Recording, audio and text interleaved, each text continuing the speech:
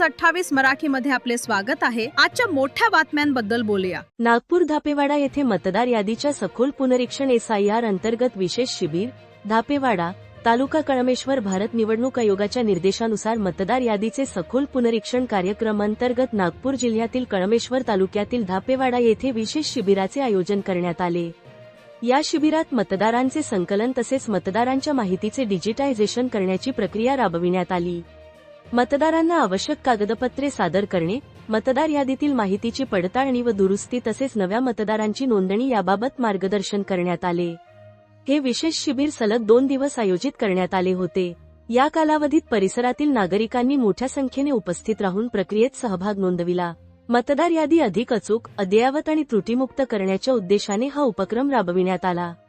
कळमेश्वर तहसीलदार विकास बिक्कड, कैलास लोखंडे, तहसीलदार संदीप तडसे, मंडळ अधिकारी केशव कुटे, पर्यवेक्षक नितेश मोहितकर, 6 पर्यवेक्षक क्रिस्टिना राफेल, संगीता गजभिये, सविता लोही, सरिता बानाईत, अविनाश चौधरी, हेमा सलामे, योगेश्वर निमकर तसेच महसूल सेवक मंगेश पारसे व इतर BLO सहाय्यक होते।